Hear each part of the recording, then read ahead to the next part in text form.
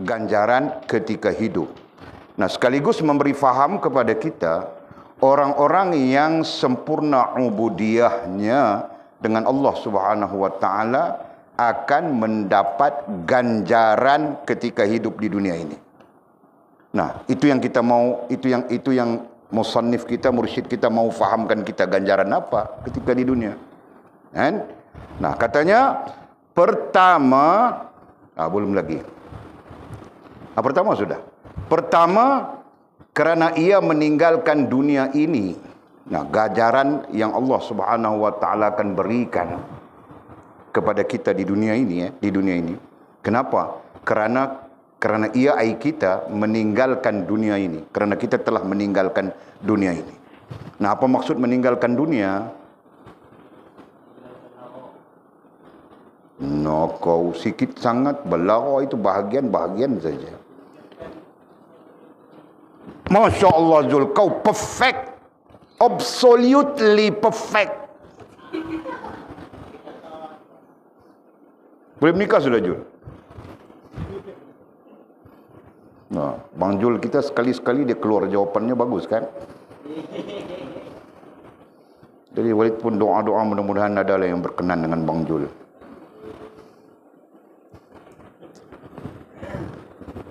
Adakah?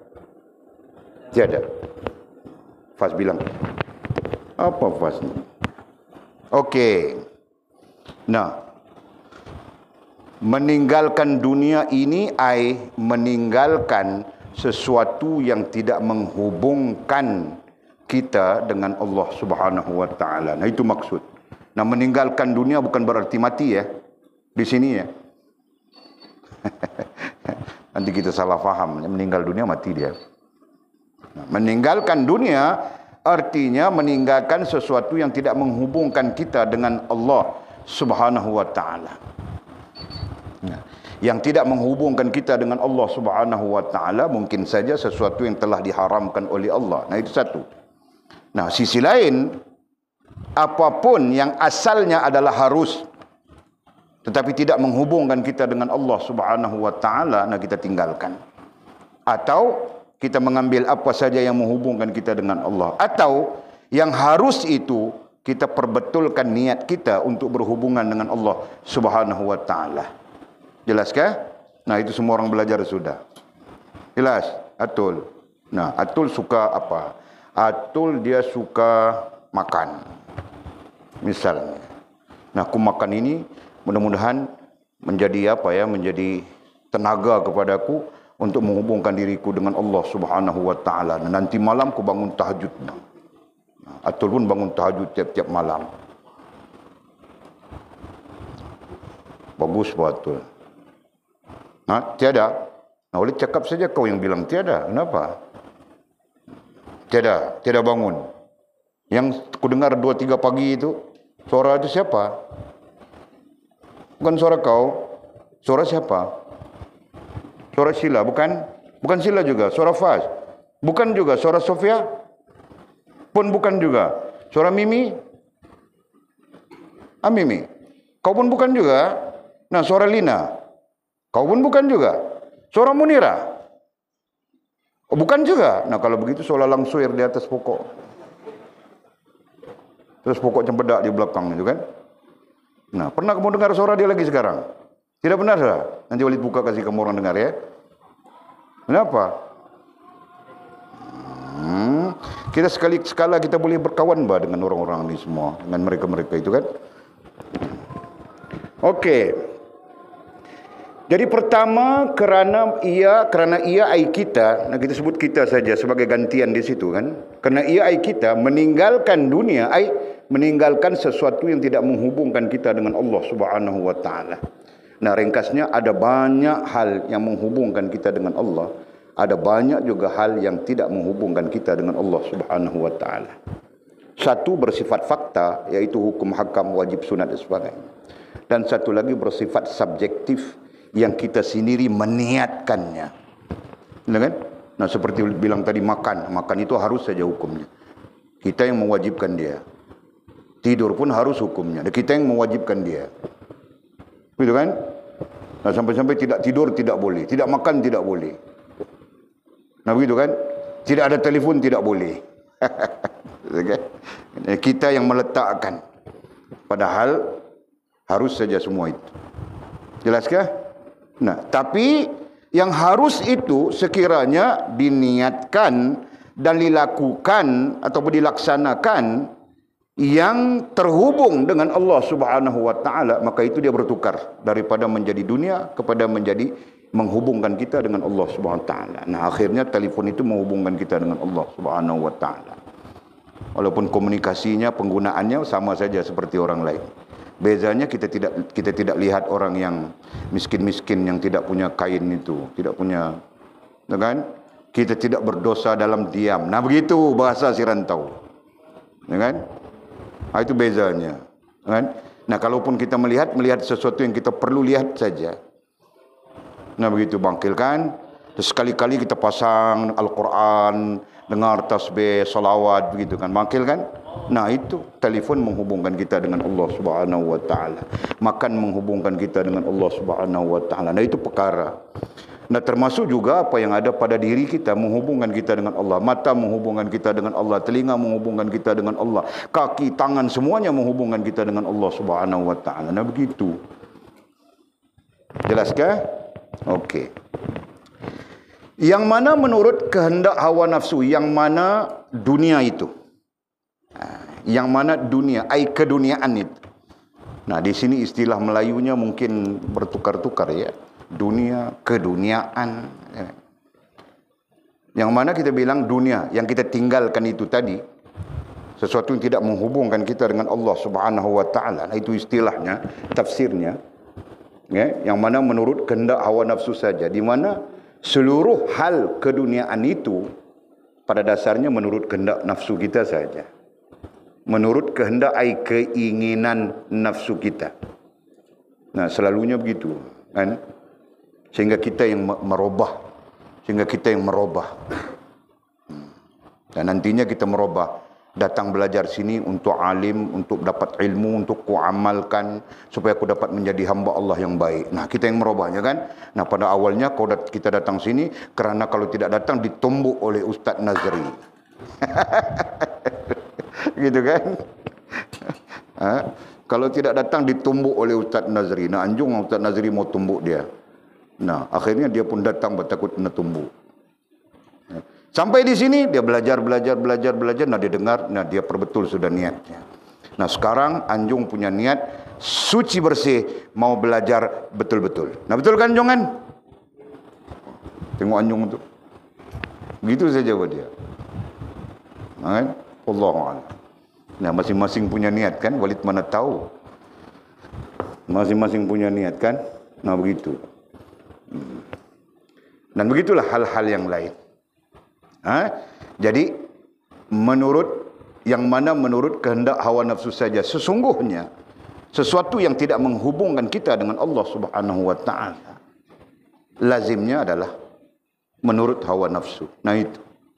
Jadi hawa nafsu kita apa? Supaya orang tengok kita begini, supaya orang tengok kita begitu, supaya orang tengok kita hebat, supaya itu, supaya begini, supaya. Nah, itu semua pada dasarnya adalah seruan-seruan hawa nafsu.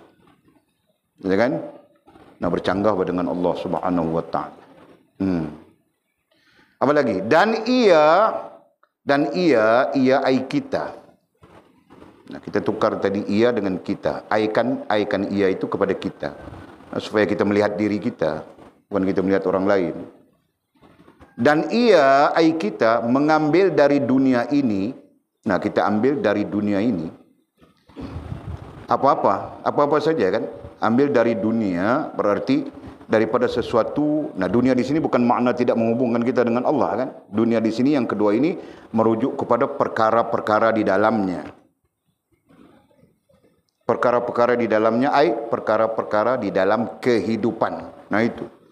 Dan ia kita mengambil dari dunia ini perkara-perkara di dalam kehidupan yang mana membolehkan kita beribadat kepada Allah. Nah, kita ambil apa-apa yang boleh menyebabkan kita beribadat kepada Allah Subhanahu wa taala sahaja.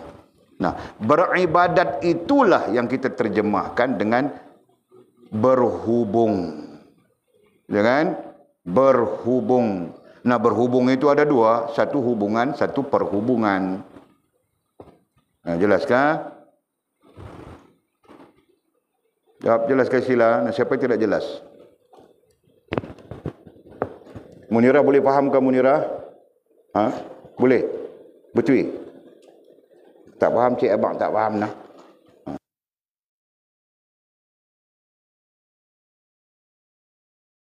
Tu. Pasal tak faham buat faham. Tak faham kita beritahu tak faham. Okey. Boleh ulang ayatnya ya. Pertama, kerana ia ai kita meninggalkan dunia ini, ai sesuatu yang tidak menghubungkan kita dengan Allah, yang mana menurut kehendak ai keinginan hawa nafsu saja. Nah, yang menurut keinginan dan hawa nafsu itu adalah sesuatu yang tidak menghubungkan kita dengan Allah. Kan? Dan ia ai kita mengambil dari dunia ini ai perkara-perkara kehidupan yang mana membolehkan ia beribadat kepada Allah. Yang mana membolehkan ia beribadat ai berhubungan dengan Allah Subhanahu wa taala. Nah, kita ambil yang boleh berhubungan dengan Allah saja. Padahal banyak hal lagi kan, banyak perkara lagi dalam kehidupan ini. Nah, kita tolak semuanya. Nganga di Pekan, Bukit Selambau. Nah, itu sebahagian daripada kehidupan, betul kan? Nah, kita tolak. Akhirnya kita tidak nganga lagi di Bukit Selambau, di Pekan Bukit Selambau. Sampai-sampai bonjoloni pun tidak dibeli sudah kan, Jul? Bangkil pergi beli juga. Baru okey lah, okey bang. Okay. Yang boleh lihat sekarang Bang Jul saja. Mizi pun boleh tidak lihat juga bang. Bang Jul, petang saja datang dia sini. Mau buat apa Walid? Mau buat apa Walid? Bah, itu kelebihan Bang Jul. Ini petang kita mau buat apa Walid? Nah, selain daripada yang ada di sini, itu kelebihan Bang Jul. Nah, kelebihan Bang Mizi hilang gaib. Aku tidak lihat pagi, aku tidak lihat petang. Jadi boleh mau tambah pada Bang Mizi ini lagi 2 ekor langsuir mau letak di belakangnya. Kan?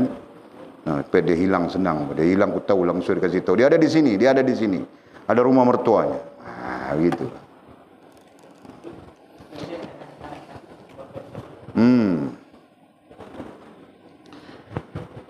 Okey. Apabila jadi betul kan?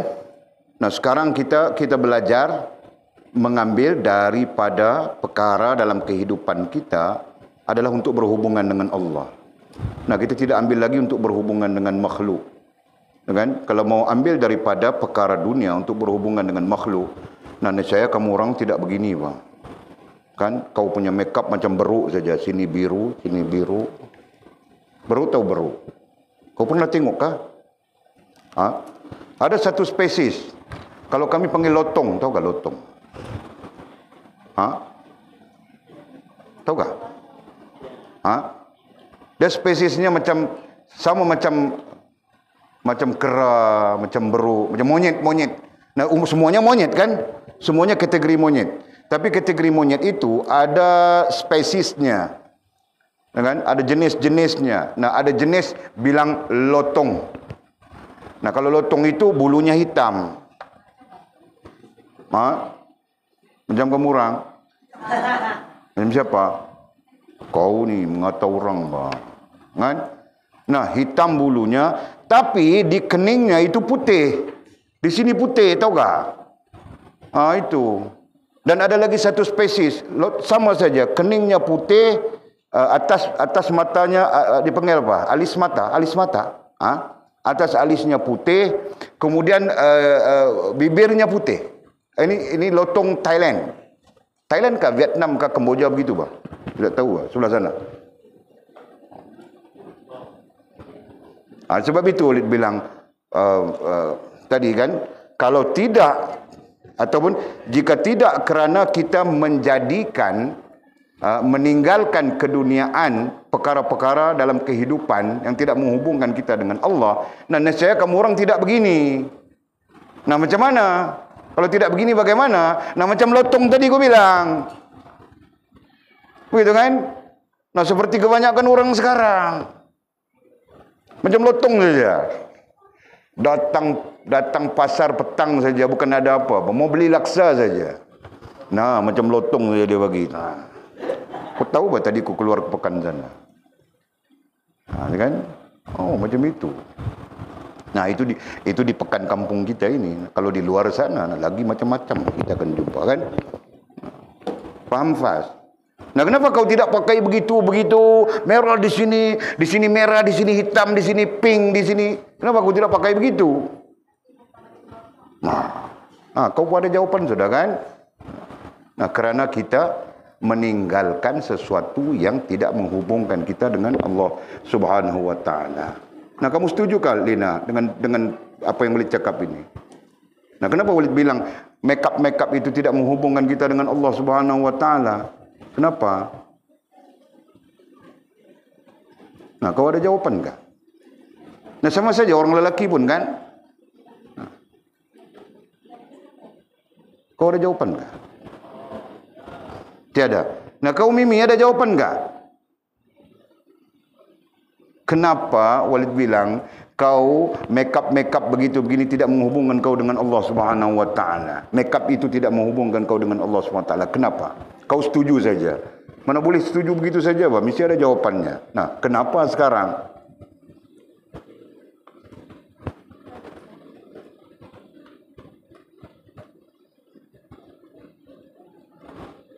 Ini uji IQ sikit saja. Mau tengok perkembangan. Nah, pikir-pikir Mbak Sofia, lepas ni kau pula. Kenapa Mimi?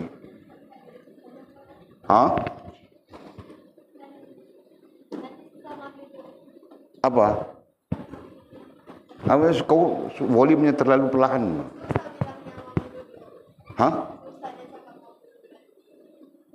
Nanti dulu. Nanti susah mau ambil wudu. Nah, Mimi bilang kalau makeup begitu nanti susah mau ambil wudu. Nah, itu satu alasan. Tetapi alasan itu masih lagi tidak sekukuh alasan yang apa ya? Alasan yang syar'i. Nah, kita bilang alasan yang syar'i. Nah, alasan dalam fiqh bilang ilat. Nah, nanti kita guna istilah itu ya, ilat. Nah, ilatnya tidak kukuh. Satu ilat saja yang sangat kukuh. Dalam hal sebegitu. Nah, apa?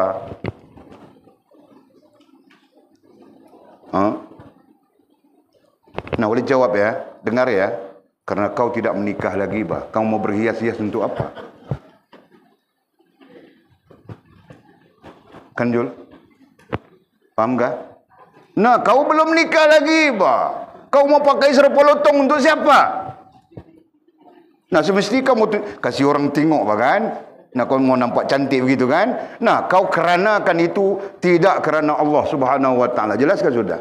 Nah, kalau kau punya suami, nah kau berhias untuk suamimu kerana itu adalah syara'. Itu adalah syar'i. Jelas sudah? Nah, begitu. Jadi biar ada jawapan, Lina. Nanti orang tanya kamu orang, kenapa Walid bilang tidak boleh berhias-hias? Ini aku beli sudah nih. Kau tengok, aku punya lipstick saja ada 20 batang. Aku punya maskara saja ada 30. Aku punya alat makeup saja ada 4-5. Mana kau mau buang semua ini? Walid cakap tidak boleh. Siapa bilang tidak boleh? Jelas? Nah, boleh, bah. Dengan syarat kau berhias untuk suamimu. Bukan untuk orang lain. Nah. Begitu kan, Jul? Nah, nanti kau mau beli maskara kah? Apa kara kah? Kepada si Mia kah? Si Jetun kah? Nah, kau pastikan dia berhias untukmu saja, Jul. Faham kah? Nah, itu. Jelas, Faz? Okey. Nah, dengan contoh-contoh itu, nah, Walid harap kamu orang faham apa yang kita maksudkan dengan meninggalkan dunia. Nah, walaupun penjelasan sebelumnya banyak sudah. Nah, kemudian apa yang dimaksudkan menurut hawa nafsu terkait dengan meninggalkan dunia.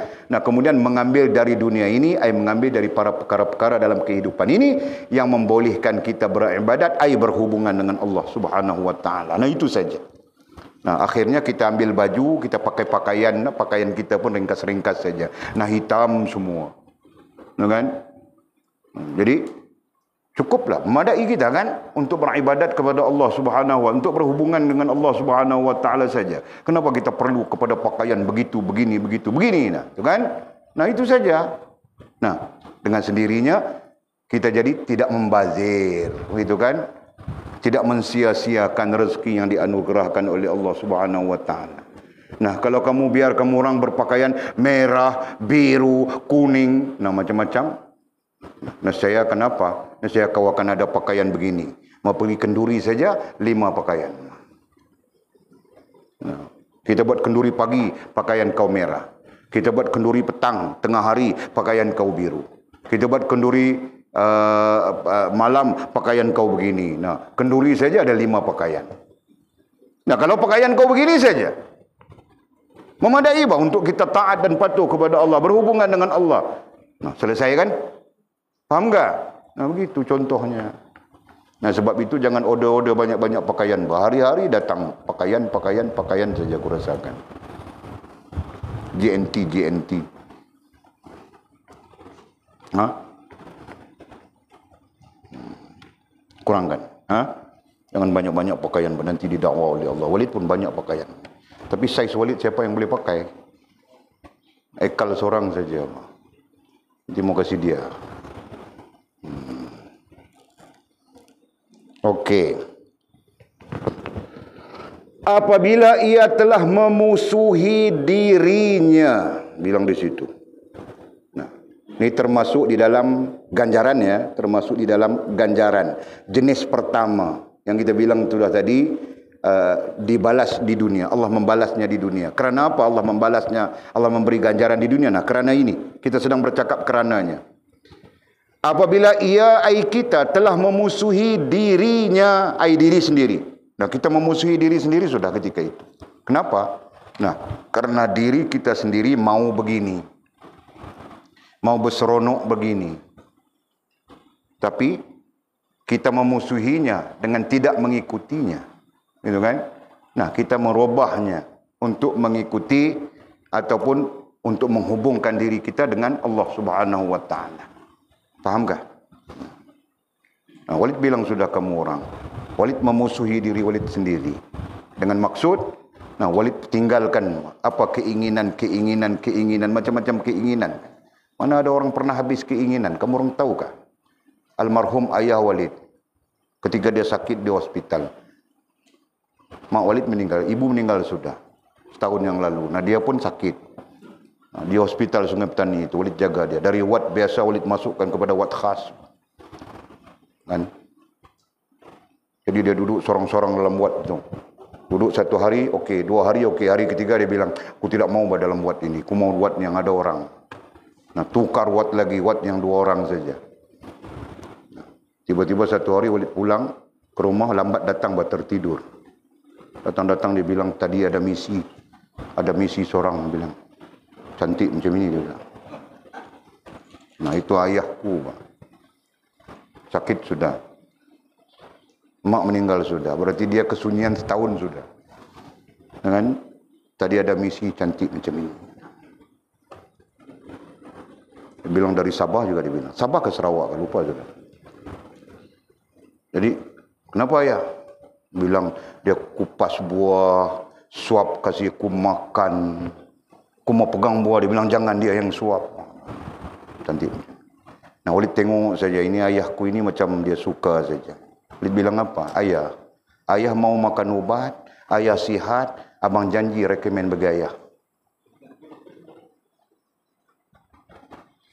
Abang rekomen bagi ayah mereka. Don't worry ayah, janji ayah sihat. Dia pun cergas sikit.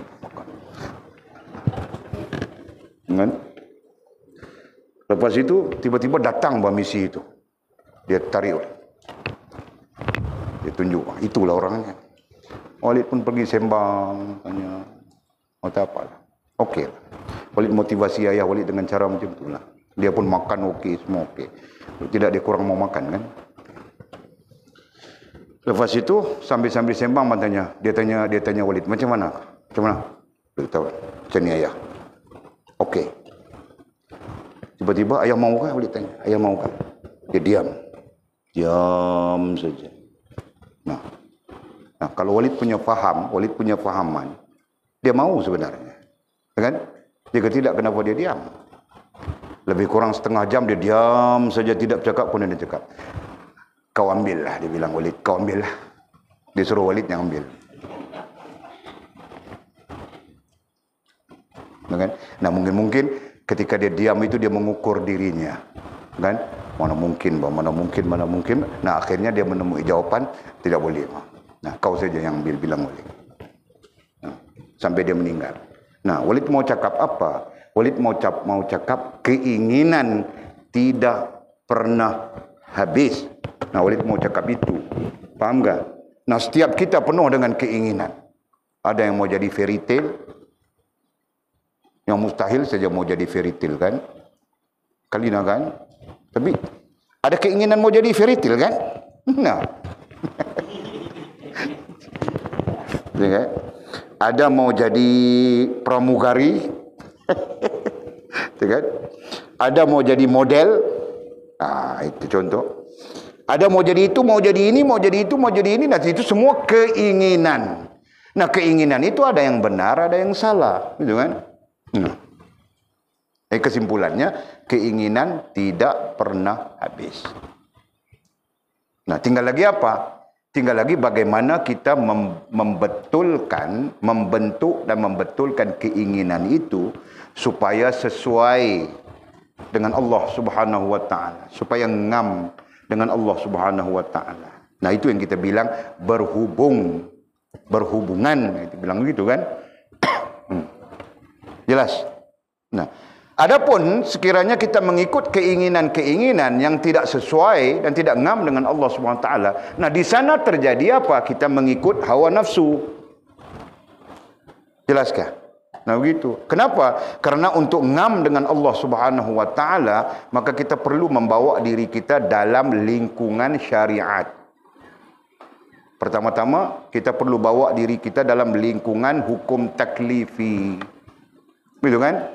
Nah, melihat kepada wajibnya, melihat kepada sunatnya, melihat kepada makruhnya, melihat kepada haramnya, melihat kepada mubahnya. Nah, kita akan melihat itu.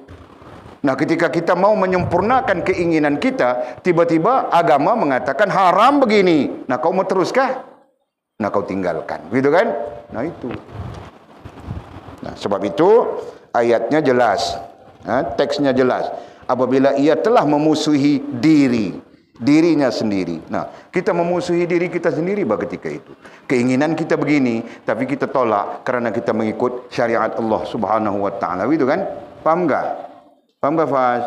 Nah, kamu orang mungkin akan berbelah bagi kefahaman dari sudut sekarang dan akan datang. Nah, sekarang, Walid bercakap sekarang sebagai ilmu untuk akan datang. Nah, akan datang kamu orang pulang masing-masing di tempat kamu orang. Nah, ketika itu kau mungkin mengekalkan niqab kau kah? Lihat semua orang tidak pakai, kau seorang saja. Nah, orang bilang, Faz, kau ni ala leceh lah. Ini kau ketinggalan zaman, ini zaman unta saja pakai begini. Nah, kita bukan ada unta, tai unta pun tiada. Nah, kau gini, nah kau terpengaruh sudah. Paham tak? Ketika itu kau akan terpengaruh begitu, begini. Ini contoh Walid kasih ya, bukan Walid doa ya, contoh saja. Nah, inilah yang terjadi kepada manusia dalam keinginan-keinginan yang ada. Paham tak? Nah, sama saja. Kadang-kadang keinginan itu dicetuskan oleh orang lain. Nah, karena mereka jahil. Kita tahu, tapi mereka jahil. Nah, mereka mencetuskan satu keinginan. Nah, kita yang tahu terheret dalam keinginan-keinginan sebegitu. Nah, ini pun ada. Kawan Walid ada. Orang baik dia. Bagus dia. Nah, terheret dengan keinginan-keinginan. Cuti saja sampai siam. Cuti saja sampai siam. Padahal asalnya dia adalah orang yang baik. Paham enggak? Nah, ada yang mengheretnya, ada yang membawanya, ada yang mencetus keinginan-keinginan baru. Nah, sampai dia lupa sudah halal haramnya. Ya kan? Dia lupa sudah taklif. Nah, ini hal-hal yang perlu kita lihat tentang keinginan. Nah, kesimpulannya apa? Kita perlu melawan diri kita sendiri. Nah, itu kesimpulannya. Kerana keinginan berdiri dengan diri kita sendiri. Nah, di sana dasarnya kita belajar sudah. Diri. Belajar sudah kan? Nah, berapa diri, Faz? Dua apa? Rohania dan jasmania. Nah, keinginan kita berselindung antara rohaniah dan jasmaniahmu. Paham tak? Nah, dia berselindung. Dia berselindung di antara rohaniah dan jasmaniahmu. Nah, ketika itu bagaimana jasmaniahmu? Nah, dia akan mempengaruhi rohaniahmu. Bagaimana rohaniahmu? Nantinya dia akan mempengaruhi jasmaniahmu. Paham tak? Tengah-tengahnya ada keinginan. Nah, sebab itu kita perlu menyandarkan diri kita, rohaniah dan jasmaniah kita kepada syariat Allah Subhanahu wa taala. Nah, syariat itulah yang menjadi benteng-benteng, batas-batas sempadan agar kita tidak melampaui. Paham tak? Nah, begitu. Nah, itu maksud memusuhi diri sendiri. Nah, kita terpaksa memusuhi diri sendiri kan? Untuk kita apa? Untuk kita betul dengan Allah SWT. Nah, jika kita tidak memusuhi diri sendiri, nah kita tidak akan betul dengan Allah Subhanahu wa taala. Kita akan mengikut hawa nafsu kita saja. Kamu orang tahu kah kalau ikut hawa nafsu? Nah, Walid tidak mengajar kamu orang, Pak. Karena Walid sendiri punya keinginan Walid tersendiri, Pak. Tahu tak? Pencin sudah, pencin tak? Mana ada pencin, Pak Walid? Kan? Nah, umur-umur begini kan? Nah, kalau tidak, Walid bilang saja ya, mohon Allah Subhanahu wa taala ampunkan kesalahan Walid ya. Mohon Allah Subhanahu wa taala ampunkan dan tidak menjadikan ini sebagai doa. Ini Walid pelajaran saja kepada kamu orang. Nah, Walid punya pikiran jika tidak begini, Walid ada di Switzerland, tahu tak? Tanya mamamu, Pak. Selalu saja kulihat apa? Panorama Switzerland itu. Sampai cari saja macam mana mau duduk di Switzerland ya. Cari. Rupanya dia pakai sistem green card macam Amerika. Sistem green card. Nah, kita mohon, kita boleh mohon macam-macam permit lah, ya kan? Nah, boleh tinggal di sana. Boleh cuba hubungi, telefon cuba hubungi. Nah, ada bilang pekerjaan sembelih, tukang sembelih. Aku mau pergi jadi tukang sembelih. Janji berada di Switzerland. Sampai begitu aku pikir, kamu orang tahu kah? Nah, tapi ada sesuatu yang tertegah. Nah, sesuatu itu rahasia Walid, bah. Sampai hari kiamat ku tidak mampu bercerita kepada siapapun. Tahu kah? Okey. Nah, jadi itu keinginan. Itu keinginan yang besar itu, yang besar. Nah, yang kecil macam-macam keinginan, bah. Ada yang mau menikah lagi. Bukan aku, Bajul, kau ni. Aku tidak akan menikah lagi, aku takut bini sudah.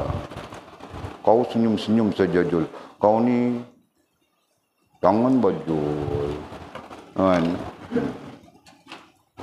Ada yang macam-macam kan? Nah, Walid bila kau boleh cerita ke orang keinginan mau beli kapal. Walid deal sudah. Daripada 2.4 juta harga kapal. Berapa Mimi?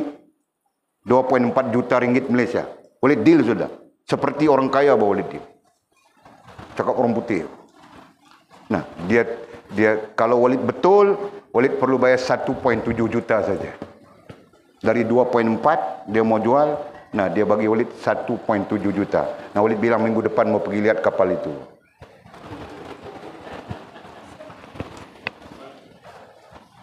Nah, kamu orang mau ikut kah tengok kapal itu? Nah, mau ikut kita sewa bas satu kita pergi tengok kapal.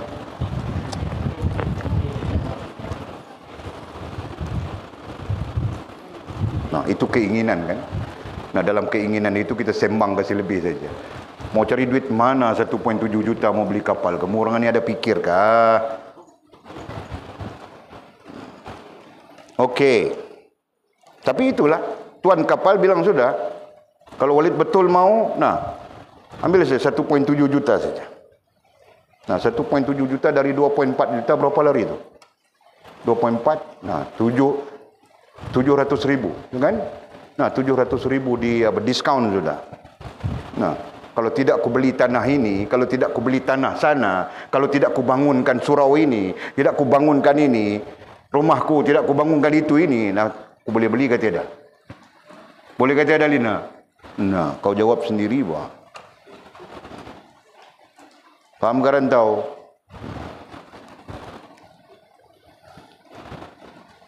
Nah, aku berada di laut di atas kapal sorang-sorangku macam orang putih saja, pakai spender saja tidur. Ha?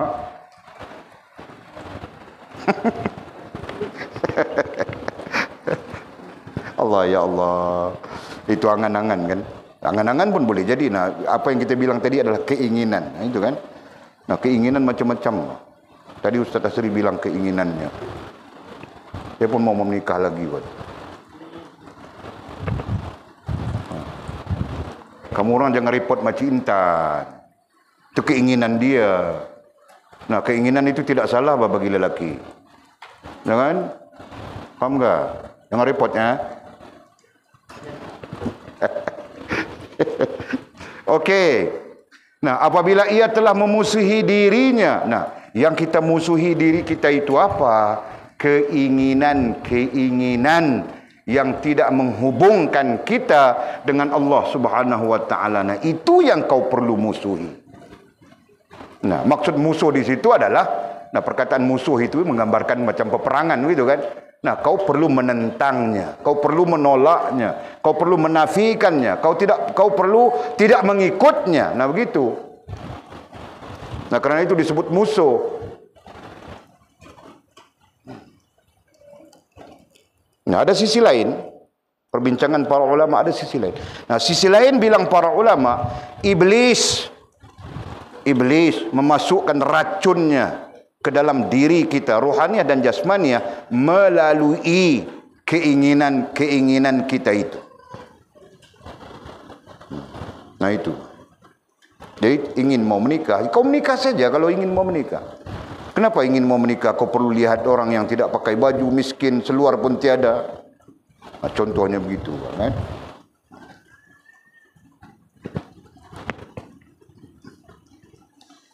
Dan katanya, dan melawan hawa nafsunya. Nah, itu. Nah, apabila kau memusuhi diri sendiri, nah ketika itu antaranya kita perlu melawan hawa nafsunya, ai kita. Nah, jangan nya ya. Nya itu adalah kita. Nah, tidak perlu dhabit di situ. Dan melawan hawa nafsunya. Nah, melawan, menentang hawa nafsu kita sendiri. Kenapa? Nah, Walid bilang sudah tadi, antara rohaniah dengan jasmaniah, keinginan di tengah-tengah, tersembunyi dia. Motivasi kepada keinginan itu adalah nafsu kita. Ya kan? Nafsu kita memotivasikannya. Nah, dia kasih semangat kepada keinginan. Kita perlu begini, baru orang tengok begini, baru orang tengok begitu. Nah, pada keseluruhannya untuk orang tengok. Pada keseluruhannya untuk berbangga-bangga. Pada keseluruhannya untuk merasakan diri kita hebat. Nah, itu saja. Kurang, melainkan orang-orang para ahlillah. Nah, supaya Allah Subhanahu wa taala menerimaku, menyukaiku, melimpahkan rahmatnya kepadaku. Nah, ini yang terlalu kurang. Dan kita sedang belajar kepada itu. Kita sedang belajar kepada Allah melihat kita, Allah mengasihi kita, Allah menyayangi kita, Allah melimpahkan rahmatnya kepada kita. Nah, kita sedang belajar untuk itu. Faham tak? Dan katanya, apabila ia telah memusuhi dirinya dan melawan hawa nafsunya, dan ini telah terdiri teguh padanya, dan ini telah terdiri, nah terdiri itu salah perkataan, dan ini telah berdiri, bukan ya, dan ini telah berdiri teguh padanya. Nah, apa maksud berdiri teguh? Nah, istilah mudahnya adalah istiqamah. Nah, istiqamah kita melawan nafsu kita, menentang dia pada bila-bila masa pun, pada keadaan apapun. Nah, kita menentang saja dia, dan kita melawan keinginan-keinginan baru yang bermunculan. Nah, kita melawan dia. Nah, kan? Sehingga telah berdiri teguh padanya, sehingga telah berdiri teguh. Kita kan apa tadi? Istiqamah padanya, pada diri kita itu, yang terdiri daripada dua hal, rohaniah dan jasmaniah. Nah, rohaniah kita pun teguh berdiri. kuat dia, kan? Menentang, melawan keinginan. Jasmaniah kita pun teguh dia, kuat dia, menentang, melawan hawa nafsu. Nah, begitu. Jelas kah? Nah, kadang-kadang kalah, kan? Nah, mungkin 10 punya keinginan, nah kita kalah berapa? Kita kalah 5, 6, kita kalah. Nah, tapi terus saja kita membina dengan ilmu. Nah, akhirnya 10 keinginan mungkin menang 1 saja, 9 kalah sudah. Gitu kan? 10 kecenderungan hawa nafsu, nah mungkin menang 1, 9 kalah sudah misalnya. Kita katakan begitu. Nah, lama kelamaan bila istiqamah, teguh, nah semuanya terhapus. Tidaklah bermakna semua terhapus itu kita tidak ada keinginan. Nah, keinginan tetap ada selama mana namanya manusia hidup berakal, gitu kan? Nah, tetapi sekurang-kurangnya kita sudah mampu bertahan, tidak mengikut keinginan-keinginan kita yang tidak pernah habis dan terus melawan hawa nafsu kita. Nah, begitu. Jelas kah? Nah.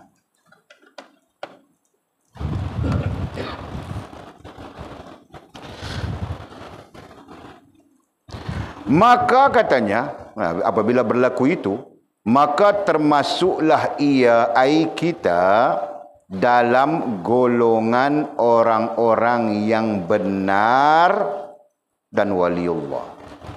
Maka termasuklah ia kita dalam golongan orang-orang yang benar. Nah, di situ dulu.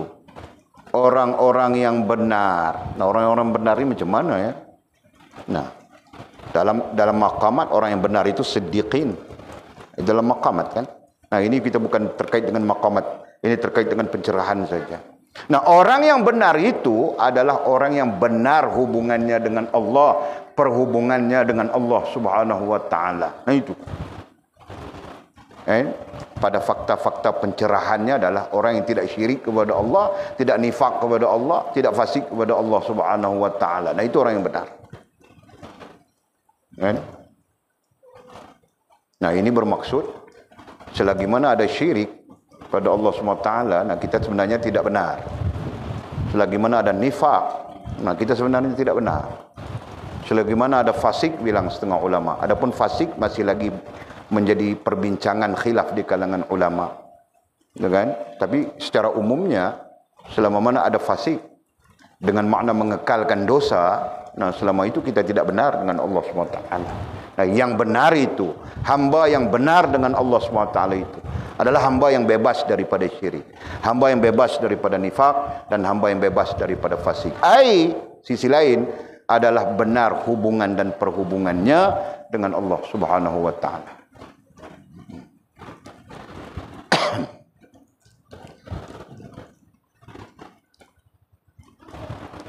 Maka termasuklah ia kita dalam golongan orang yang benar. Nah, tidak maukah kita begitu? Atau tidak maukah kita begitu? Nah, kita mau begitu kan? Silakan. Mimi kan? Nah, kita mau menjadi orang yang benar di sisi Allah Subhanahu wa taala. Kerana orang yang benar di sisi Allah akan menjadi orang yang benar di sisi sesiapapun. Nah, jika dia tidak benar di sisi Allah, nah dia perlahan-lahan menjadi orang yang tidak benar di sisi siapapun. Ya kan? Kenapa? Nah, kerana hubungan dengan Allah Subhanahu wa taala mempunyai pengaruhnya tersendiri berbanding hubungan manusia dengan manusia. Ya kan? Nah, orang yang benar hubungannya dengan Allah, maka hubungannya dengan manusia akan mentaati Allah Subhanahu wa taala. Nah, wujudnya orang-orang yang jahat begitu, jahat begini, ya kan? Rogol orang, macam-macam. Nah, semua ini kenapa? Karena pada dasarnya tidak punya hubungan dengan Allah Subhanahu wa taala. Ya kan?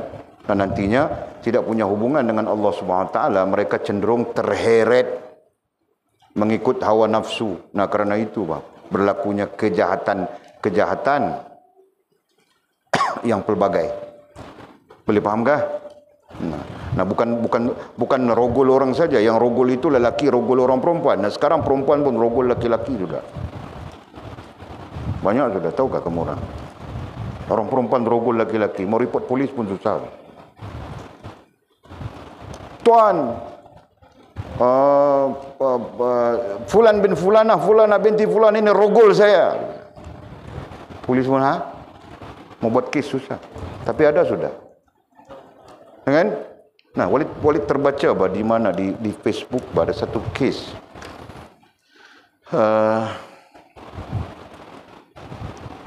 Remaja, tapi remaja jenis apa ya? Jenis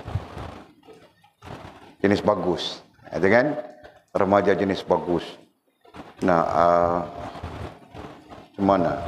Pergi discuss naik pelajaran, bincang pelajaran di rumah perempuan, di rumah seorang kawan perempuan. Nah, datang seorang lagi kawan, jadi 2 perempuan, 1 laki-laki. Jadi discuss. Kemudian ibu bapa dapat panggilan kecemasan, apa tidak tahu kan? Nah, keluar ibu bapa itu meninggalkan di ruang discuss. Nah, jadi budak ini skema bilang, bagus saja dia budak laki-laki. Nah, kemudian dia dipaksa oleh 2 orang pelajar perempuan ini, rogol dia. Jadi bila pulang, selesai dia pulang ke rumah, dia dalam keadaan yang ketakutan begitu. Barangkali fobia dia. Kan? Mengadu dia kepada ibu bapa. Nah, ibu bapa bawa dia untuk report ke balai. Nah, dia report lah. Jadi polis mau buat statement pun tercengang-cengang saja. Macam mana. Nah, jadi mangkil jaga. Aku takut nanti orang rogol kau. Nah, jadi kau kena mahir itu, bangkil.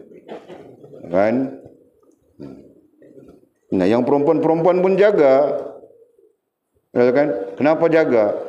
Kerana orang yang tidak punya hubungan dengan Allah Subhanahu wa taala lebih banyak daripada orang yang punya hubungan dengan Allah Subhanahu wa taala. Nah, kesimpulannya apa? Orang jahat lebih banyak daripada orang yang baik. Faham tak? Nah, terus. Dan wali Allah katanya. Benar itu sebagian ulama bilang dalam syarah mengatakan orang yang benar. Bukan siddiqin ya, orang yang benar. Dengan makna yang kita maknakan tadi, merupakan kunci kepada wali Allah. Dengan benar itu merupakan kunci kepada menjadi wali Allah. Nah, sekiranya timbul pertanyaan, kita ulang balik ya, dasar kita. Ilmu. Nomor 2, sedar diri. Nah. 3, Allah terima diri. Dan keempat, sempurna hubungan dengan Allah. Nah, jadi kata para ulama, kenaikan daripada satu keadaan kepada satu keadaan. Ini kita bilang keadaan ya secara umum, naik kepada sedar diri naik kepada Allah terima diri naik kepada sempurna hubungan dengan Allah Subhanahu wa taala. Nah, ini semua berlaku dengan apa tadi? Dengan bersifat benar. Faham kah? Nah, jangan menipu-nipu. Jangan menipu Allah, jangan menipu Rasulullah, jangan menipu orang-orang yang beriman. Nah, bersifat benar. Jelaskah? Nah, itu. Yukhadi'una Allah walladzina amanu wama yakhda'una illa anfusahum wama yash'urun. Walaupun ayat ini terkait dengan nifaq, terkait dengan golongan munafik, tapi para ulama menyimpulkan seperti kita sebutkan tadi. Nah, jika ada dalam diri kita syirik, jika ada dalam diri kita nifaq, jika ada dalam diri kita fasik, nah kita selamanya tidak benar dengan Allah Subhanahu wa taala. Nah, begitu. Nah, hilang sudah daripada kita syirik, hilang sudah daripada kita nifaq, hilang sudah daripada kita fasik. Nah, ketika itu kita berada di keadaan orang yang benar. Nah, ketika kita berada di keadaan orang yang benar, itulah yang nantinya menaikkan kita dari satu posisi kepada satu posisi. Nah, maksudnya di sana, benar di situ mempunyai pengaruh rohaniah tersendiri. Faham tak? Nah itu, bersikap benar, bersifat benar itu mempunyai pengaruh rohaniah yang tersendiri. Daripada ilmu sampai kepada sedar diri. Nah, ini yang menguatkan benar itu. Nah, nantinya apabila ini menguatkan benar itu, naik lagi kepada posisi yang ketiga. Nah, Allah terima diri kita. Berarti Allah terima diri kita kerana benarnya kita. Faham tak? Nah, itu. Nah, apabila benar kita, benar lagi kita, nah naik kita sampai ke posisi ini. Ini yang kita bilang tadi, wali Allah. Nah, nampak sudah kah? Nah, itu.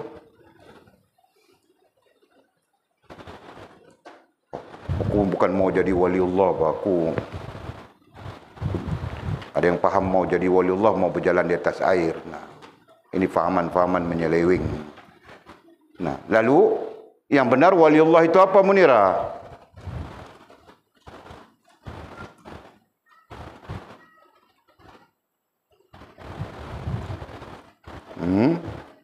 Tak tanya mereka lagi, tak sembang dengan mereka lagi. Okey. Nah, waliullah itu apa, bangkil?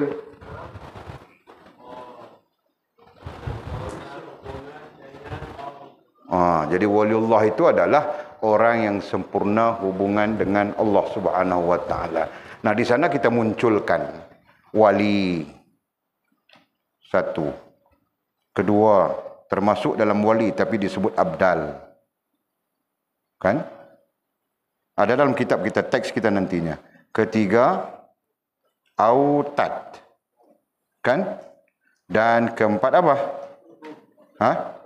Qutub. Nah, ini tingkatan para wali Allah Subhanahu wa taala. Tingkatan orang yang sempurna hubungan dengan Allah. Nah, ini kan, ada 4 tingkatannya. Ada 4 tingkatan. Jelaskah? Nah, yang paling rendah ini bilang ini saja. Boleh nampak kah? Nah, sekurang-kurangnya kita berada di sini. Kenapa? Yang menuntut kita berada di sini adalah benar. Benar dengan Allah Subhanahu wa taala itu saja.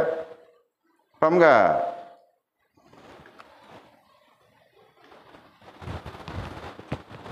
Nah, jangan sampai tidak paham. Al-Quran yang mengajar kita ini, Innama waliyukumullah wa rasuluhu walladzina amanu. Ila akhir ayat, panjang ayatnya. Nah, ayat ini memberitahu sesungguhnya wali bagi kamu, walaupun terjemahannya penolong bagi kamu ialah Allah, Rasulnya dan orang yang beriman. Tapi Imam As-Sawi pada sisi tafsir ilmu tasawuf mengatakan wali itu merupakan satu darjat. Nah, darjat tertinggi adalah Allah Subhanahu wa taala selama-lamanya. Darjat tertinggi kedua adalah Rasulullah selama-lamanya. Darjat ketiga adalah orang-orang yang beriman yang mencapai wali. Faham enggak? Nah, itu. Nah, kemudian orang-orang beriman yang mencapai wali, nah ada 4 tahap. Ini paling rendah. Paling rendah. Paling rendah. Bilang wali saja. Dan inilah yang terkait dengan hal ini. Kemudian apabila kita mencapai kesempurnaan hubungan dengan Allah, nah di sana maqamat itu akan terus naik.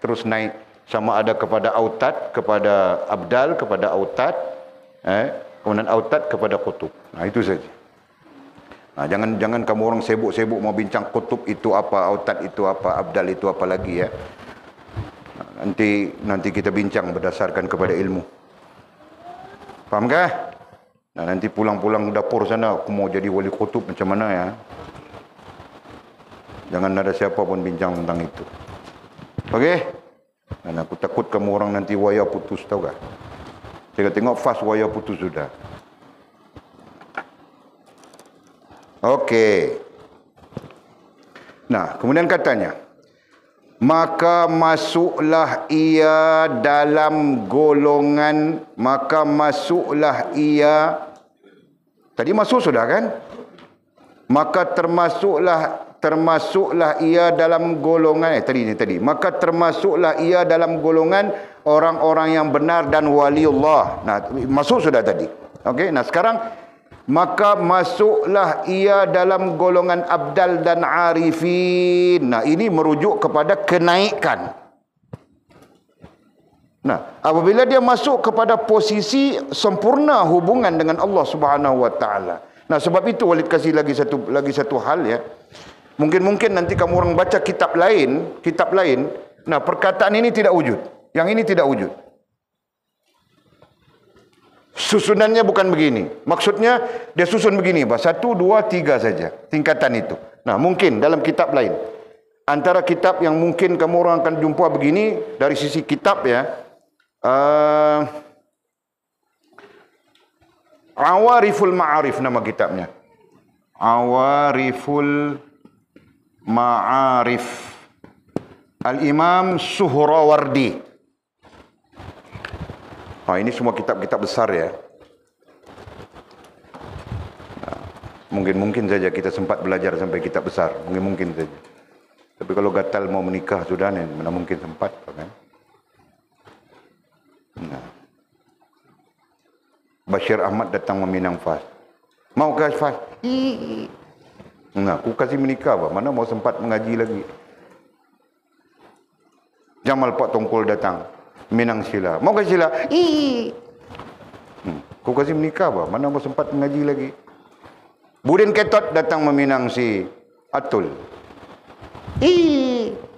Mana sempat lagi aku mau kasih mengaji kitab besar.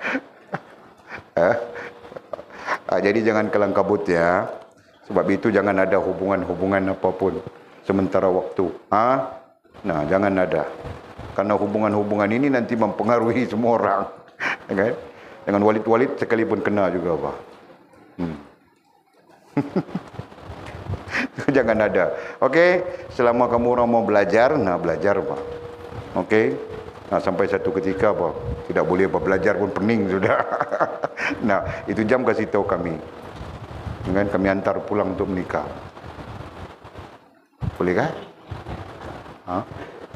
Tidak boleh? Boleh, Pak. Okey.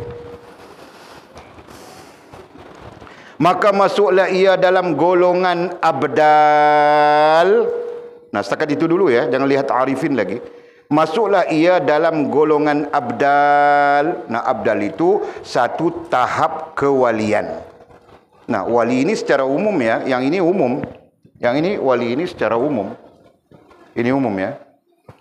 Nah, masuklah ia ke dalam abdal. Nah, itu satu tahap kewalian. Yang ini khusus, yang ini khawasul khawas. Paham gak? Nah, itu.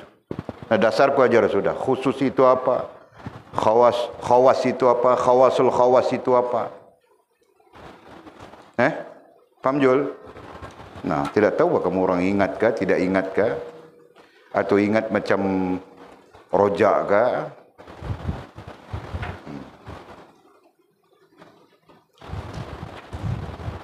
Okey.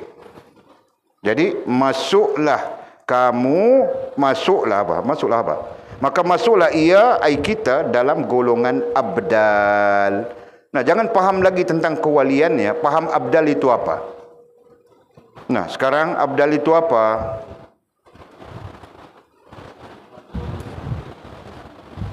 Nah, semua orang belajar sudah. Bangkil ingatkah kau? Abdal itu apa, Bah? Abdal itu apa? Bangkil.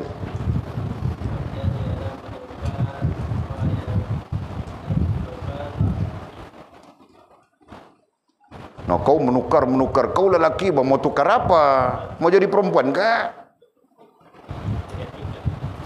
Jadi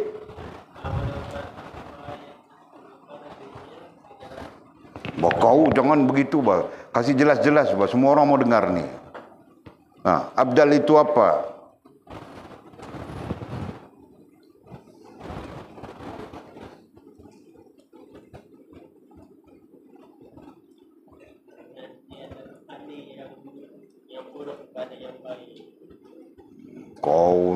Kau dengar Mizi kan?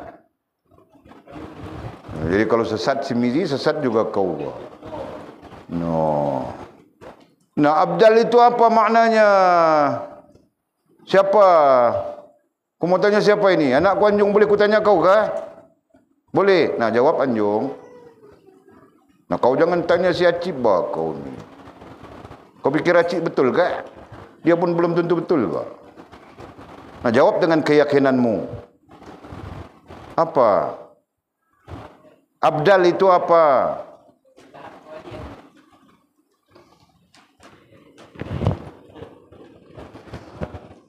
Apa manggil?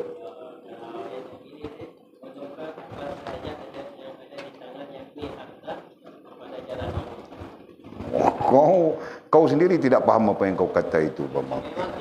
Nah, jadi ku tahu saja. Kau bercakap tu kau faham atau kau tidak faham. Nah, Walid sebagai guru tahu saja. Nah, jadi kau buka teks kan, ada teks kita kan. Nah, lihat saja di teks kita. Sekurang-kurangnya kita faham maknanya. Muka surat berapa? Sekejap. Ha? Muka surat berapa? 29.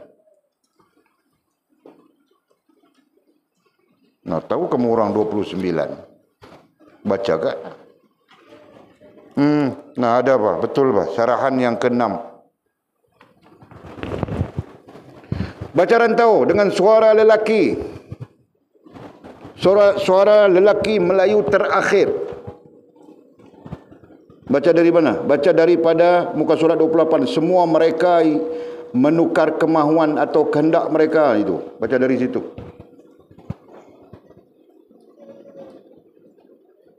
Ataupun kau baca di mana ya? Nah, di situ pun okey sudah. Baca kasih kuat. Suara lelaki. Semua mereka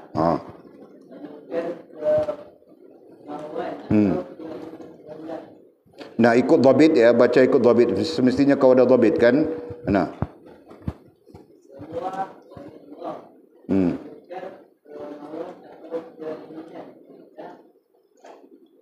dalam kemauan atau kehendak Allah.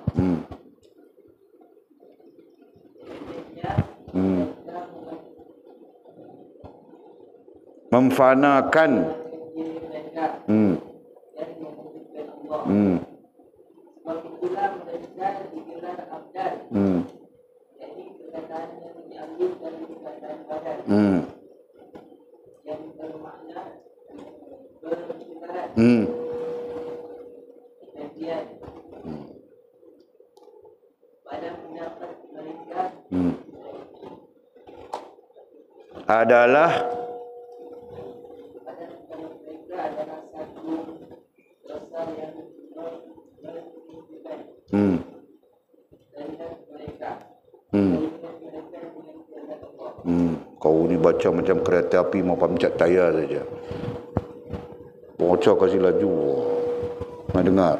Semua mereka menukar, semua mereka ai wali. Ya kan? Wali menukar kemahuan atau kehendak mereka ke dalam kemahuan atau kehendak Allah. Pendeknya, mereka memfanakan diri mereka dan mewujudkan Allah. Nah, itu ayat penting terkait dengan hal yang kita bincang kemarin dulu tentang wujud yang hak adalah Allah Subhanahu wa taala. Nah, itu terkait langsung. Okey. Dan mewujudkan Allah. Sebab itulah mereka digelar abdal. Perkataan yang diambil dari perkataan badal yang bermakna pertukaran. Artinya abdal itu adalah orang-orang yang sempurna hubungannya dengan Allah Subhanahu wa taala, yang mampu menukar. Jelaskah? Yang mampu menukar seluruh keinginannya termasuk hawa nafsunya dengan hak Allah Subhanahu wa taala. Nah, kita bincang tentang itu. Jam berapa sudah? Allah, jam 9.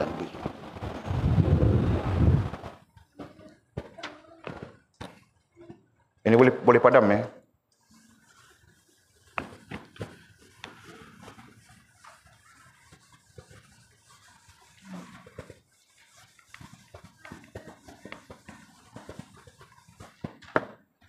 Apa? Baca ayatnya tadi. Teksnya apa yang boleh sebut tadi? Abdal. Apa? Orang-orang yang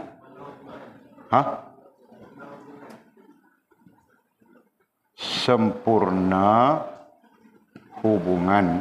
Nah, ini gambaran wali ya dengan Allah dan mampu menukarkan seluruh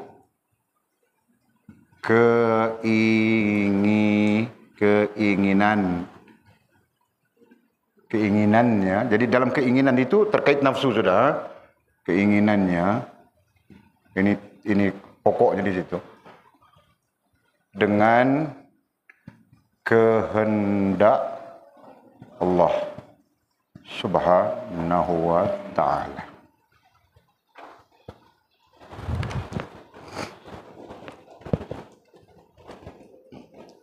Cuma sesuatu yang kita perlu paham nantinya, sebab itu boleh tidak kasih kamu orang campur hal ini ya. Kerana di sini ada tahap-tahapnya. Di sini ada tahap-tahapnya. Di sini ada tahap-tahapnya.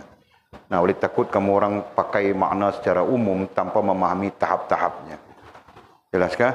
Okey. Jadi kita balik kepada situasi ya. Kita sebut situasi abdal ini adalah orang yang sempurna hubungan dengan Allah. Nah, di situ meletakkan dia di posisi kewalian kita bilang tadi.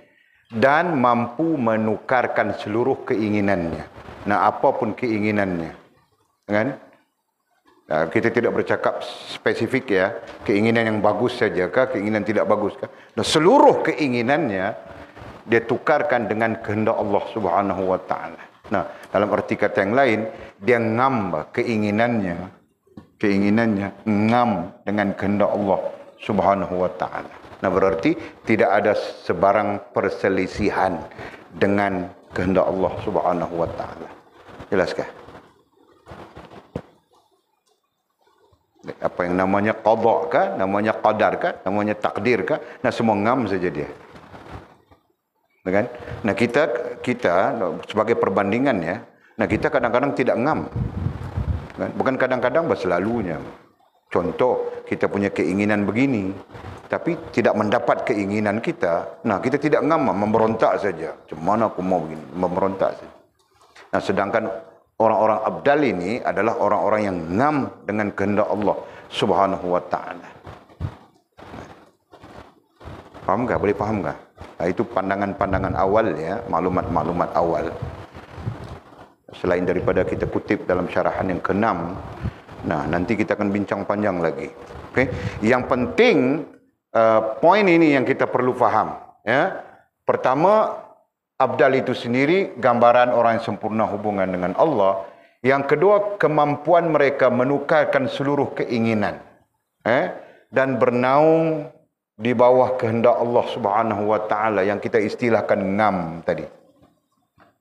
Nah, ini yang kita pun perlu bina diri kita supaya ngam dengan Allah Subhanahu wa ta'ala. Boleh faham ke?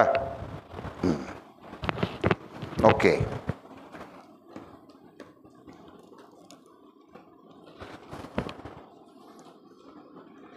Maka masuklah ia dalam golongan abdal. Nah, masuklah kita dalam golongan orang-orang yang ngam dengan Allah Subhanahu wa ta'ala. Nah, boleh pakai istilah yang pendek itu. Okey? Jadi ngam kita dengan Allah.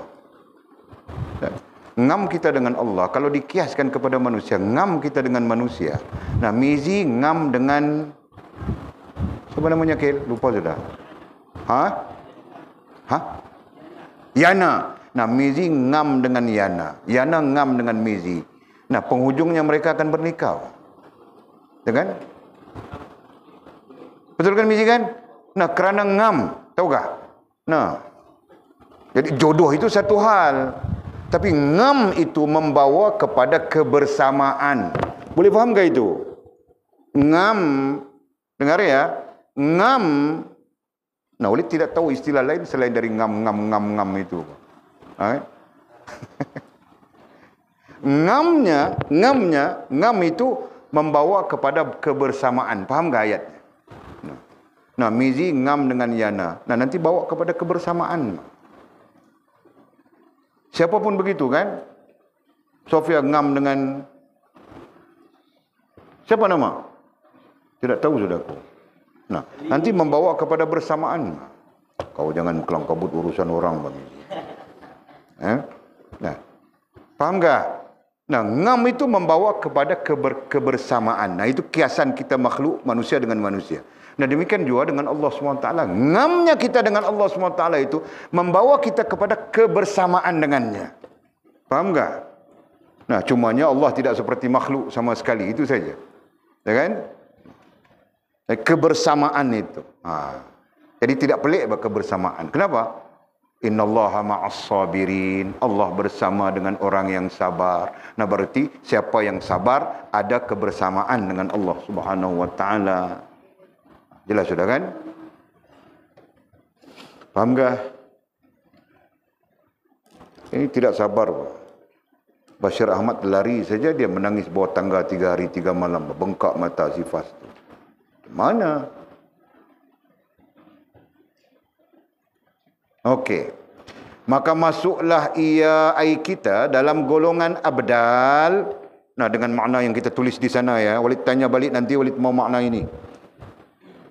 Supaya kamu orang tidak keliru ya. Makna ini yang Walid mau. Faham ke Fas? Nah, nanti kalau Walid tanya lagi kau tidak boleh jawab macam mana? Kau bayar RM20 Walid. 20 ringgit saja apa? Tidak boleh kah? Ku kasih makan kau satu hari 20-30 ringgit. 20 ringgit saja mau bayar. Salah jawab saja. Tidak boleh kah? Nah, tidak boleh tidak apa-apa. Ku kasih kau makan free saja. Okey. Dan katanya dan arifin. Itu perkataan lanjutan. Abdal satu hal ya. Dan arifin. Arifin itu apa? Yakni orang-orang yang tahu tentang hakikat bilang. Arifin. Nah, ini terjemahannya. Orang-orang yang tahu tentang hakikat. Arifin itu diterjemahkan dengan orang-orang yang tahu tentang hakikat. Nah, kamu orang boleh faham ke ayat itu? Arifin adalah orang-orang yang tahu tentang hakikat. Nah, pada Walid, arifin adalah orang yang kenal dirinya siapa, Allah Subhanahu wa taala itu siapa. Nah, itu saja. Dengan orang yang kenal. Itulah para arifin. Sebab arifin datang daripada perkataan asal yang selalu kita sebut adalah arif. Yang kemudian kita sebut ma'rifah. Ya kan? Ma'rifah artinya mengenal. Itu sebahagian daripada ajaran baginda Nabi kita sallallahu alaihi wasallam, itu kan? Ma'rifah duduk di posisi yang pertama. Duduk posisi keempat. Syariat, tarikat, hakikat, ma'rifat. Begitu kan? Nah, kemudian datang kepada sisi kita prosesnya. Ma'rifah duduk di tempat yang pertama. Ma'rifat apa? Macam mana? Ma'rifah, musyahadah, mukasyafah, mahabbah. Ma'rifah duduk di sisi pertama. Itu kita. Proses kepada kita. Nah, kepada baginda Nabi kita SAW menyampaikan kepada kita. Nah, syariat pertama. Kemudian tarikatnya. Ketiga hakikatnya. Dan keempat ma'rifatnya. Nah, semua itu gambaran untuk memberi makna arifin yang kita sebutkan tadi. Nah, berarti orang yang kenal Allah Subhanahu wa taala sebagai Tuhannya dan kenal dirinya sebagai hamba. Nah, itu arifin. Ya kan? Okey. Kalau ada pertanyaan, macam mana kita boleh sampai kepada ma'rifah seperti arifin ini? Nah, Walid ajar sudah kemarin, kita kenal wujud Allah adalah wujud yang hak. Wujud kita adalah wujud yang majaz. Ya kan? Kita belajar sudah. Ingatkah? Nah, apa dalil, apa tanda wujud yang hak? Maka tanda wujud yang hak itu terlekat padanya 5 sifat. Nah, apa tanda wujud yang tidak hak, wujud yang tidak sebenar? Nah, tidak ada padanya 5 sifat tersebut. Nah, dapat sudah kita. Kan? Secara tidak langsung, di sana kita mengenal Allah Subhanahu wa taala Tuhan kita. Itu kan? Nah, oleh harap itu hal yang sangat perlu kamu orang fahami betul-betul. Nah, sehingga disimpulkan dalam bahasa ilmu tasawuf, tidak ada wujud yang hak melainkan Allah Subhanahu wa taala. Nah, artinya jelas sudah. Ya kan? Wujud yang hak hanya Allah. Adapun makhluknya, wujud yang tidak hak, wujud tidak sebenar. Apa maksud wujud yang tidak sebenar? Nah, maksudnya akan mengalami kebinasaan dan sebagainya. Bercanggah dengan 5 sifat yang hak kita bilang tadi. Nah, jelas sudah. Nah, itu bahagian daripada ma'rifah tahap awal. Jelas kah? Sebab ma'rifah tahap-tahap yang selanjutnya Allah akan buka kepada kita melalui sir alami, melalui sir nafsi. Nah, kita akan lihat sendiri.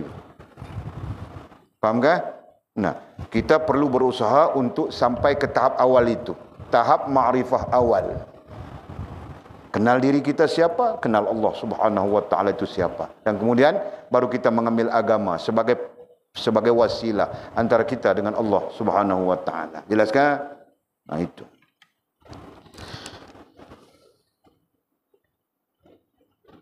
Selepas itu barulah dia diperintahkan mengambil dan berhubung dengan keduniaan kerana ada bahagiannya di dunia ini. Kemudian kata musannif, wallahu a'lam. Nah, sambung besok. Besok kah? Lusa. Wallahu a'lam bis-shawab ya kama qala.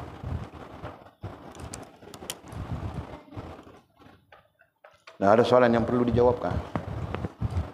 Silakan Haji.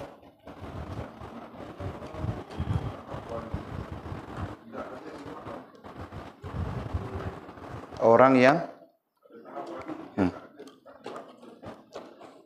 kita tak berani mengatakan dia tidak ada, tetapi lebih tepat untuk kita mengatakan dia dipelihara, dia dijaga. Macam tu. Teks kita akan cerita ni. Teks kita lepas ni akan cerita itu lah. Antara ganjaran, teks kita akan cerita lepas ni. Antara ganjarannya bila kita berada di posisi ahlillah. Adapun ahlillah itu boleh saja kita sebut waliullah dan sebagainya. Antara ganjaran Allah SWT adalah Allah menjaga. Itu dalam teks kita. Cuma kita tak sampai lagi lah. Baru duk toteh-toteh tentu ya. InsyaAllah kita akan difahamkan satu persatu insyaAllah. Allahu a'lam. Ada soalan lagi? Ya bangkit. Kuat sikit bangkit. Kasih keluar suara lelaki itu bol. Kau ni mau.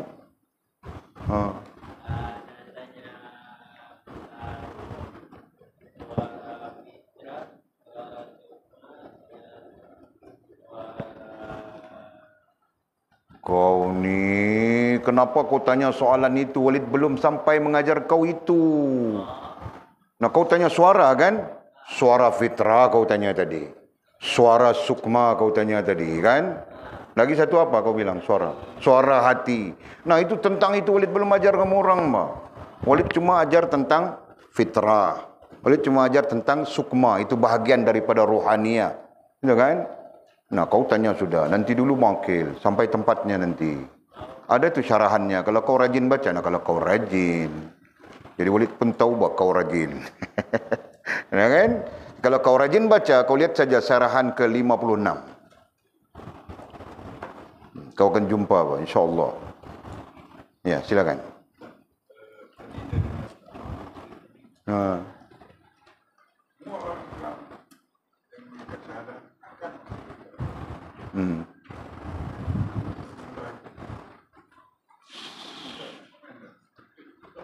Dialah, karena ada hadis tentang itu. Ada hadis yang menyebut man qala la ilaha illallah.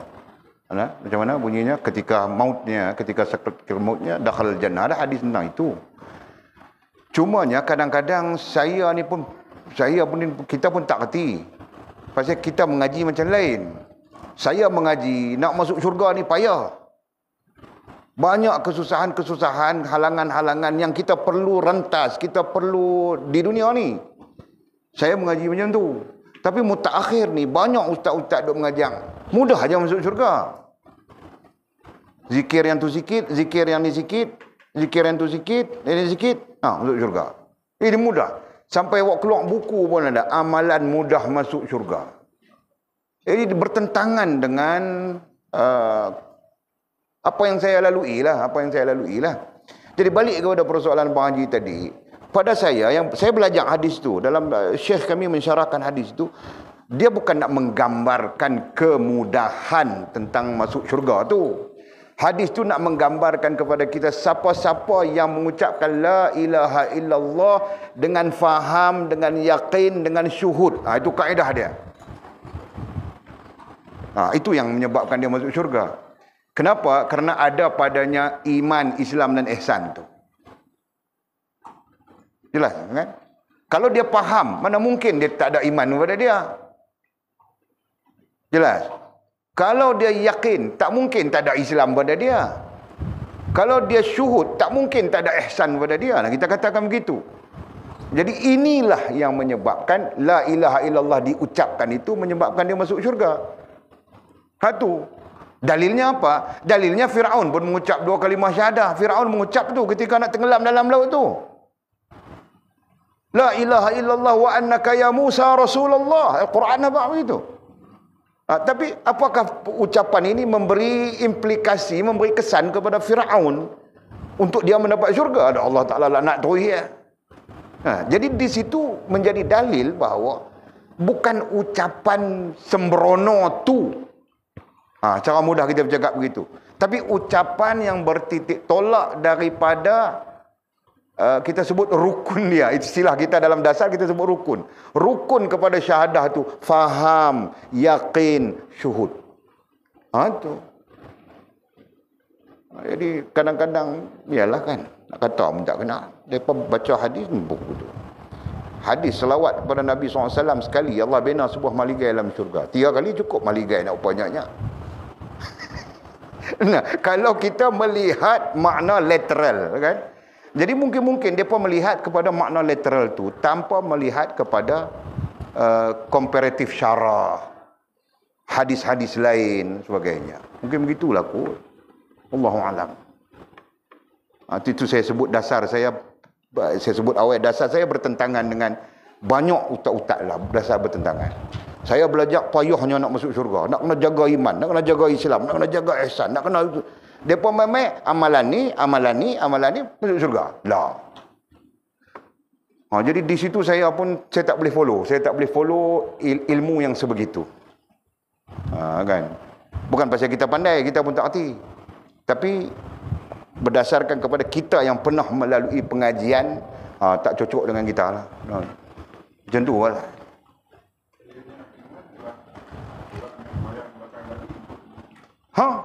Turun itu dalil, itu hujah tu. Itu hujah. Kan? Itu di antara hujah. Nak abang kata mengucap 2 kalimah syahadah masuk syurga. Tu hak sembahyang belakang Nabi munafik dia mengucap 2 kalimah syahadah. Allah sebut awal-awal lagi.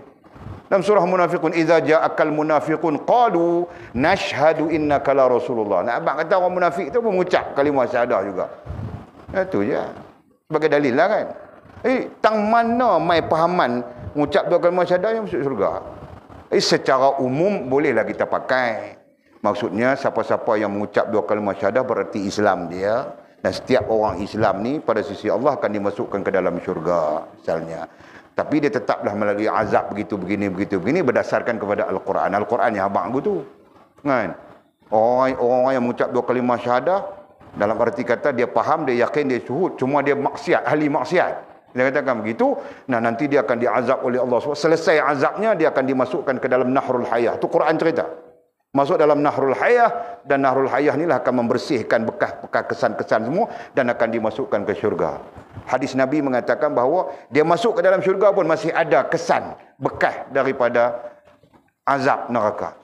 Sehingga Nabi SAW berdoa pada Allah, sujud pada Allah, berdoa supaya bebaslah hamba-Mu ni yang telah dimasukkan syurga daripada kesan-kesan api neraka. Maka Allah Subhanahu Wa Taala memakbulkannya dan bebas daripada kesan-kesan itu. Itu di antara rentetan hadis dan dalil Al-Quran. Kan? Jadi tak tahu tiba-tiba mudah lagu tu je. Saya no idea banyak lah. No idea banyak. Orang perempuan sangat suka lah. Kalau kuliah-kuliah ni orang perempuan dengan amalan mudah masuk syurga je, pulun zikir tu. Jadi saya tak tahulah kan. Kontra lah kontra. Saya pribadi saya kontra dengan fahaman macam tu. Saya duk ajak anak-anak kita ni pun, ni duk abang kata, daripada lah kita kena train diri kita, latih diri kita supaya ngam dengan Allah Subhanahu Wa Taala, supaya kita nanti bagus perjalanan kita dan mudah-mudahan kita dapat syurga di hari akhirat kelak. Bukan tujuan kita, syurga bukan tujuan kita ialah Allah Subhanahu Wa Taala. Tapi kita kena betul begini-begini. Jadi gambaran saya duk ajak mereka ni semua nak abang kata payahnya nak lalui. Ya kan? Melainkan kita kena train lah. Sekarang kita kena train kita supaya kita boleh laluinya dengan baik pada masa akan datang. Begitu ya. Nak mudah tak nak mudah lah. Kalau mudah Nabi kita tak kena sampai hijrah lah. Nabi cinta Makkah habis ting. Dalil Nabi mencintai Makkatul Mukarramah tu, Nabi nak tinggal Makkatul Mukarramah lambai 3 kali. Dalam riwayat mengatakan Nabi menangis teresak-esak nak tinggal Makkah Mukarramah tu. Tapi dah Allah perintah hijrah. Cintanya Nabi kepada Makkatul Mukarramah. Kan? Tu. Kalau tak kerana susah payah kan untuk agama ni, Nabi kita SAW tak patah gigi. Itulah kita kata gambaran untuk melihat kepada Nabi melalui susah payah. Maka sebab itu layaklah dia Nabi, layaklah dia Rasul, layaklah dia mendapat syurga Allah Subhanahu Wa Taala. Begitulah kan. Ini main judi, main apa, janji mengucap la ilaha illallah sudah. Allah dalam Quran begitu kat kita. Macam mana bunyi ayatnya? Ayat penegasan tentang isu itu tadi. Wala in sa'altahum man khalaqas samawati wal ard la yaqulunnallaha khalaqahunnal azizul alim. Ada 2 tempat. Satu ayat la yaqulunnallah saja. Bila ditanya kepada Muhammad, orang musyrikin, jika engkau bertanya kepada musyrikin, kan ketika itu Nabi berduka cita. Orang musyrikin ni menentang Nabi dengan tentangan yang begitu hebat. Ayat ni ayat Makkiyah. Ayat yang turun di Makkah. Nah, Allah Ta'ala turun sebagai nak menyedapkan hati baginda Nabi SAW. Wala in sa'altahum, wahai Muhammad, jika engkau bertanya kepada mereka yang menentangmu, man khalaqas samawati wal ard, siapa yang menciptakan langit dan bumi, la yaqulunallah, nescaya mereka pun akan berkata Allah SWT. Dalam arti kata yang lain, kalau kita convert kepada berkata Allah itu mengucap 2 kalimah syahadat, mereka pun boleh mengucap 2 kalimah syahadat. Kan? Tapi musyrikin lah menentang Allah SWT dan Rasul itu lah. Jadi isu kita sekarang ni mengucap 2 kalimah syahadat, ya, beres. Tapi menentang Allah Subhanahu Wa Taala dan Rasul, lagu mana? Itu isu kita. Kerana di sana ada batal iman, ada murtad, ada kafir. Boleh terjadi. Ya kan? Itu kaedah agama tu. Di mana kita nak mengingkiri, nak memungkirkan bahawa mengucap 2 kalimah syahadat masuk surga. Masuk syurga lah dia bila masa pun selepas hukuman. Padahal dia murtad, padahal mungkin dia kafir dan mungkin batal imannya. Jadi ini adalah isu-isu yang tidak dibincangkan secara ilmiah.